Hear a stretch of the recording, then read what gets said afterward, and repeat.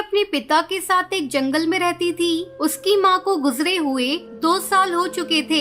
एक दिन टुनटुनी के पिता बीमार पड़ गए। बीमारी की हालत में वो सोचने लगा, इतनी ज्यादा तबीयत खराब है, अगर मुझे कुछ हो गया तो टुनटुनी की देखभाल कौन करेगा। मैं आज ही अपने मालिक को बुलाऊंगा कि वो मेरी बेटी को गोद ले ले और उसकी अच्छी तरह से देखभाल करे। आखिर मैंने अपने मालिक की इतनी सेवा जो की है, मालिक मेरी बातों को नहीं टालेंगे। 2 दिन से बीमारी के कारण टुनटुनी का पिता टुन्नू काम पर नहीं जा रहा था। तब उसका मालिक कहता है, अरे टुन्नू, क्या हुआ भाई तुम्हें? तुम 2 दिनों से काम पर नहीं आ रहे हो, इसलिए मैं तुम्हें आज देखने के लिए आया हूँ। सेठ जी, अच्छा किया जो आप आ गए।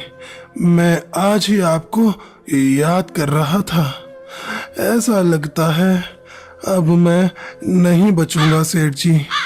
ये मेरी बेटी है टुनटुनी। मैं चाहता था आप इसकी देखभाल करें। ठीक है टुन्नू, मैं अपनी पत्नी से पूछकर तुम्हें बताऊंगा। घर जाकर कड़कनाथ अपनी पत्नी सुंदरी कौवी को ये बात बताता है। सुंदरी कौवी, मेरे कारखाने में एक पक्षी काम करता है। आजकल वो बहुत बीमार है। वह चाहता है कि मैं उसकी बेटी को गोद ले लूं। क्या तुम उसको? अरे कड़कनाथ, क्या बात करते हो जी? हमारा तो खुद ही एक बेटा है कालू, और मैं वर्कर की बेटी को क्यों गोद लूं? ऊपर से उसके पढ़ाई का खर्चा, फिर उसकी शादी की चिंता। मुझे तो ये ठीक नहीं लग रहा है। अरे सुंदरी कौवी, तुम जरा दिमाग से सोचो। वो पक्षी जो कुछ ही दिन का मेहमान है, मैं इतना पागल थोड़ी ना हूँ कि मैं एक मजदूर की बेटी को गोद लेकर अपनी बेटी बना लूं। मैंने तो सोचा कि तुम्हें एक मुफ्त की नौकरानी मिल जाएगी। ये तो बिल्कुल पते की बात कही है आपने। अब कड़कनाथ टुनटुनी को लेने जाता है। अपने पिता से अलग होते समय टुनटुनी फूट फूट कर रोती है।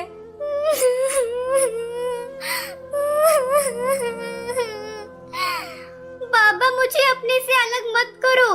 मैं आपसे अलग होकर कैसे रहूंगी? बाबा, मैं आपको छोड़कर कहीं नहीं जाऊंगी।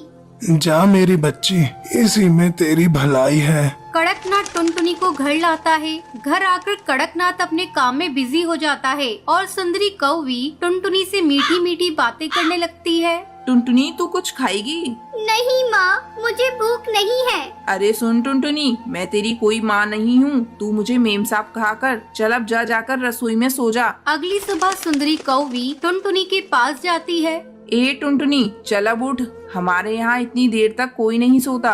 मैम साहब, रात में मुझे नींद नहीं आई। वो मुझे अकेले सोने की आदत नहीं है। तुझे तो अब सोना पड़ेगा। तू अकेले सोने की आदत डाल ले। चल अब झटपट उठकर मेरे साथ काम में हाथ बटा। टुनटुनी सुंदरी के साथ काम में हाथ बटाने लगती है। शाम को कड़कनाथ जब ऑफिस से आता है, टुनटुनी, मेरे लिए ठंडा पानी लेकर आओ। अभी लाती हूँ साहब। ये लीजिए साहब। कैसा पानी है? मैंने तुम्हें ठंडा पानी लाने को कहा था और तूने नल का पानी लाकर मुझे दे दिया। सारा मूड खराब कर दिया। ये कहकर कड़कनाथ टुनटुनी को एक थप्पड़ लगा देता है। धीरे धीरे समय गुजरने लगता है। एक दिन कड़कनाथ को कारखाने में खबर मिलती है कि टुनटुनी के पिता की मौत हो गई। कड़कनाथ ये बात टुनटुनी को नहीं बताता। अब कड़कनाथ और उसकी पत्नी सुंदरी कौवी टुनटुनी पर पहले से भी ज्यादा अत्याचार करने लगते हैं। एक रात जब टुनटुनी सोई हुई थी, तब उसके सपने में उसके पिता आते हैं और उससे मिलने की इच्छा जाहिर करते हैं। बेटा, मैं तुमसे मिलना चाहता हूँ। काफी दिन तुझे देखे हुए हो गए। टुनटुनी सपने में अपने पिता को देखकर बेचैन हो जाती है। अब टुनटुनी सुंदरी कौवी के पास जाती है। उस समय कड़कनाथ और सुंदरी कौवी सो रहे थे। टुनटुनी दरवाजा खटखटाने लगती है। मैम साहब, जल्दी दरवाजा खोलिए। मुझे अपने बाबा से मिलने जाना है।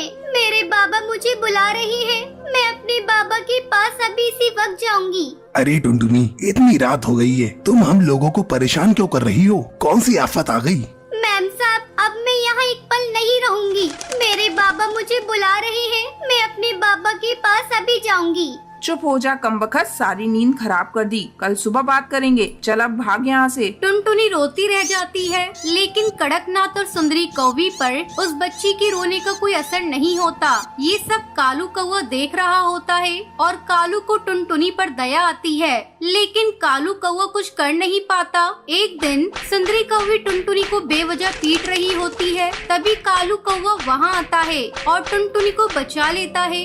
माँ, आप में जरा सी भी दया नहीं है? कोई इस तरह किसी को मारता है क्या? अब टुनटुनी यहाँ नहीं रहेगी, मैं कल ही इसे इसके बाबा के यहाँ छोड़ कर आता हूँ। अगले दिन कालू कौवा टुनटुनी को उसके बाबा से मिलाने ले जाता है। वहाँ जाकर टुनटुनी को पता चलता है कि उसके बाबा अब इस दुनिया में नहीं रहे। ये सुनकर टुनटुनी बहुत रोती है। तभी कालू कौवा टुनटुनी से कहता है, टुनटुनी, अब तो तुम्हारे बाबा भी चल बसे और मेरे घर तुम ठीक से रह नहीं पाओगी। मेरी माँ तुमको चैन से रहने नहीं देगी। तुम अब अकेली हो। तुम बुरा न मानो तो मुझसे शादी करोगी? टुनटुनी को कालू कौवे की बात सुनकर अच्छा लगता है और टुनटुनी इसको शादी के लिए हाँ कर देती है। फिर वो दोनों एक साथ खुशी खुशी रहते हैं।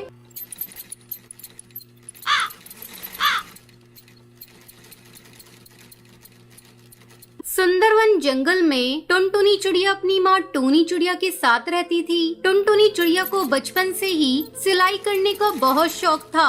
जब भी उसे समय मिलता वो अपनी माँ की सिलाई मशीन निकाल कर उस पे सिलाई करने लगती। माँ, ये देखो ना, मैंने कितनी अच्छी फ्रॉक सिली है। अरे वाह बिटिया, तूने तो बहुत अच्छी सिलाई की है।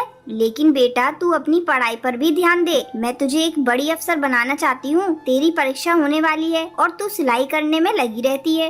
माँ, मुझे सिलाई करना अच्छा लगता है। मैं पढ़ाई के साथ साथ सिलाई करना भी सीखूंगी। मैं कुछ नहीं जानती। आप मेरा दाखिला किसी सिलाई सेंटर में करवा दो। ठीक है टुनटुनी, जब तेरा इतना ही मन है तो मैं तेरा दाखिला किसी सिलाई सेंटर में करा देती हूँ। अगले दिन टूनी चिड़िया टुनटुनी का दाखिला एक सिलाई सेंटर में करवा देती है। अब टुनटुनी पढ़ाई के साथ साथ सिलाई भी मन लगाकर सीखने लगती है। कुछ ही दिनों में टुनटुनी की स्कूल की पढ़ाई हो जाती है। एक दिन टूनी की सहेली बबली कबूतरी उसके घर आती है। अरे टूनी, ओ टूनी, कहाँ है? जल्दी आ। तब टुनटुनी चिड़िया कहती है, आंटी, वो माँ घर पर नहीं है, पड़ोस में गई हैं। आप बैठिए, मैं उन्हें अभी बुला कर लाती हूँ। तुम टुनटुनी हो ना?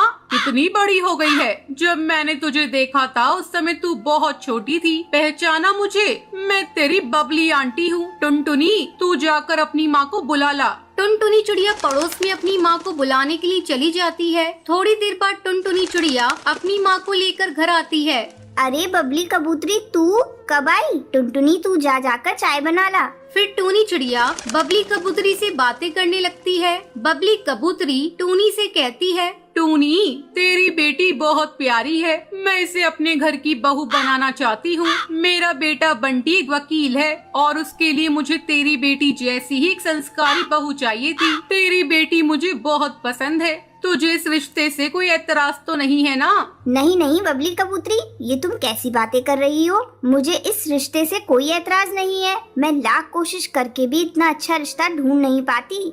जल्दी टुनटुनी चिड़िया और बंटी कबूतर की शादी हो जाती है। शादी के कुछ ही दिन में टुनटुनी चिड़िया एक बच्चे की माँ बन जाती है। ससुराल में सभी लोग उससे खुश थे। एक दिन बंटी कबूतर टुनटुनी चिड़िया से कहता है, टुनटुनी, आज ऑफिस में कुछ ज्यादा ही काम है। मैं रात को देर से घर लौटूंगा, तो मेरा इंतजार मत करना। इतना कहकर बंटी कबूतर वहाँ से चला जाता है। लेकिन थोड़ी देर बाद कालू कौवा तेजी से उड़ता हुआ उसके घर आता है। गजब हो गया टुनटुनी बहन। जब बंटी कबूतर अपने ऑफिस जा रहा था तब एक बाज ने उस पर हमला कर दिया, जिसमें उसकी मौत हो गई। इतना सुनते ही टुनटुनी चिड़िया रोने लगती है।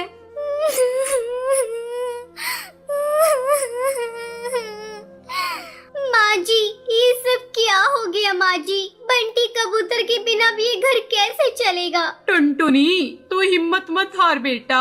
ऊपर वाले की मर्जी के आगे किसी की नहीं चलती। इस तरह कुछ दिन गुजर जाते हैं। टुनटुनी चिड़िया अपना दुख भुलाकर सिलाई का काम करना शुरू कर देती है। आस पड़ोस के पक्षी उसके पास अपने कपड़े सिलवाने के लिए आने लगते हैं। एक दिन हरी काकी उससे कहती है, टुनटुनी, तू तो इतनी अच्छी दर्जी है, इसके बारे में तो मुझे पता ही नहीं था। कम पैसों में बहुत अच्छे कपड़े सिल देती है। तू ऐसा कर, अपना एक बुटीक खोल ले।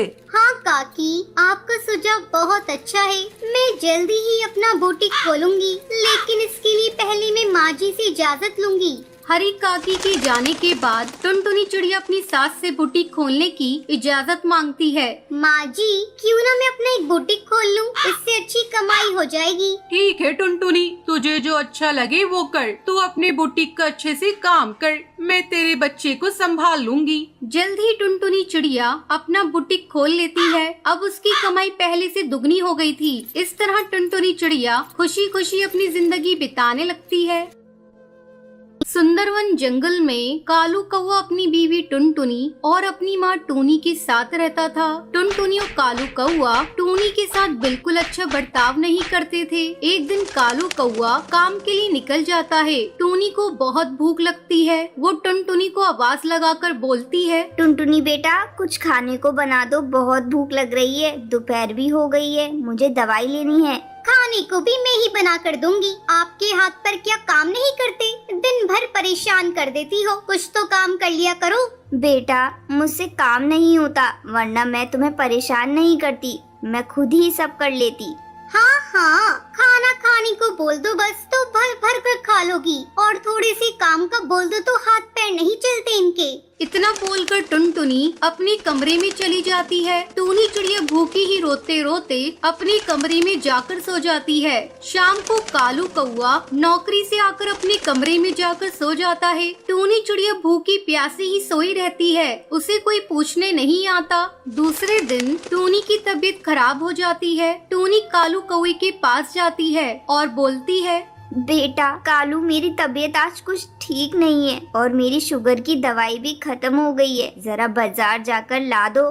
अरे माँ, तुम्हें पता है ना खर्चे कितने बढ़ गए हैं। मैं परेशान हो गया हूँ इन रोज रोज के खर्चों से। खैर, आपकी दवाई लाकर दे दूंगा। और सुनो माँ, टुनटुनी को परेशान मत करना, वो बेचारी थक जाती है पूरे दिन घर का काम करते करते। पर बेटा, मैंने कहाँ परेशान करा बहू को। चुप करो माँ, तुम्हारी नियत और सीरत मैं अच्छे से जानता हूँ। तुम बस चुपचाप एक कोने में पड़ी रहा करो। कालू अपनी माँ को बुरा भला कहकर काम पर चला जाता है। जब शाम को घर लौटता है तो टुनटुनी टीवी पर सीरियल देख रही थी और माँ टूनी एक कोने पर चुपचाप बैठी कालू बेटे का रास्ता देख रही होती है। कालू कौवा जैसे ही अंदर आता है, फिर टूनी उसके लिए पानी लेकर आती है और बोलती है, ले बेटा पानी पी ले, थक गया होगा ना। हाँ हाँ, P low Kalu ji, P low. तुम्हारी माँ को ही तुम्हारी फिक्र है बस, मैं तो कभी तुम्हारे बारे में सोचती ही नहीं हूँ। ऐसा नहीं है बहू, तुम टीवी देख रही थी इसलिए मैंने पानी दे दिया, आखिर मेरा बेटा है।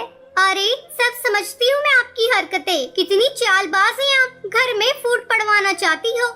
ऐसा कुछ नहीं है बहू, बेटा तू समझा बहू को, ये क्या कुछ बोल रही है। क्या समझाऊं है, क्या समझाऊं? सही तो बोल रही है, कोई काम होता नहीं तुमसे और मुझे देखकर सब काम खुद करने लग जाती हो। मुझे तो समझ नहीं आता कि कैसे झेलूंगा मैं तुम्हें माँ। मैं तो कहती हूँ इनको ना किसी वृद्धाश्रम में छोड़ाओ, जान खा रखी है इस बुढ़िया ने। हाँ, सुबह ही किसी वृद्धाश्रम में ले जाता हूँ। बेटा मैं कहीं नहीं जाना चाहती, मुझे अपने से दूर मत कर, मैं मर जाऊंगी। तुम्हें जाना ही पड़ेगा माँ, तुम इस घर में रहने लायक नहीं हो। तुम्हें इज्जत की रोटी हजम नहीं होती माँ, और ना तुम हमें ठीक से रोटी खाने देती हो। अब हम ही इस घर को छोड़ देंगे, बस यही चाहती हो ना। कालू कौवे की बातें सुनकर टूनी रोते रोते बोलती है, नहीं बेटा तू ऐसा मत बोल, मैं ही चली जाऊंगी। सुबह होते ही कालू कौवा अपनी बूढ़ी माँ को वृद्धाश्रम छोड़ आता है। थोड़ा समय बीत जाता है। एक दिन कालू कौवा और टुनटुनी लंच के लिए अपने दोस्त मिट्ठू तोता को अपने घर बुलाते हैं। मिट्ठू कालू से बोलता है, अरे यार, कितने सालों बाद मिले हैं अपन आज। हाँ यार, बहुत टाइम हो गया। आज तो भाभी जी के हाथ का खाना खाने को मिलेगा। पर भाभी एक बात बोलूंगा, आंटी जैसी दाल की खिचड़ी कोई नहीं बना सकता। वो तो पूरे जंगल की बेस्ट कुक है, क्यों है ना कालू कौवे? हाँ यार। वैसे यार आंटी है कहाँ, दिखाई नहीं दे रही है। यार मैं और टुनटुनी उनसे परेशान हो गए थे, उन्होंने परेशान कर दिया था। खाना, दवाई और कितनी महंगी दवाइयाँ आती थी उनकी, तुझे तो पता ही है, तुझसे ही तो मंगवाता था मैं दवाइयाँ। हाँ सही बोल रहा है, पर जिसे तू नॉर्मल शुगर की दवाइयाँ समझकर मंगवाता था ना, वो तेरी माँ का तुझे दिया गया ऐसा कर्ज है जो तू कभी नहीं चुका सकता कालू। तू कभी आंटी के मन को समझ ही नहीं पाया। उनके मन में सिर्फ तेरे लिए प्यार था, और ये तेरी जिंदगी जो है ना, ये उसी दिन खत्म हो जाती जब तू 9 साल पहले हॉस्पिटल में एडमिट हुआ था। जिस माँ ने तुझे ये बोला था ना हॉस्पिटल में, बेटा परेशान मत हो, नॉर्मल पथरी का ऑपरेशन है, उस माँ ने अपनी जान की परवाह न करते हुए तुझे एक किडनी दी थी। वो चाहती तो उस वक्त अपनी फिक्र करके तुझ जैसी औलाद को मरने देती, पर उन्होंने तुझे बचाया और थू है तुझ पर कालू। मिट्ठू की बातें सुनकर कालू की आंखों से आंसू बहने लगते हैं। दूसरे दिन ही कालू कौआ सुबह सुबह अपनी माँ को लेने आश्रम पहुँच जाता है। आश्रम में टूनी की तबीयत बहुत खराब होती है और वो बस कालू को ही याद करती रहती है। डॉक्टर कालू को देखते ही बोलती है, कैसी बेटी हैं आप जो अपनी माँ को इतनी तकलीफ में भी यहाँ छोड़ गए। वो आपको इतना याद कर रही है और आप अपने ही जीवन में मस्त हैं। आप जैसे लोगों को अपनी माँ का जरा भी ख्याल नहीं होता।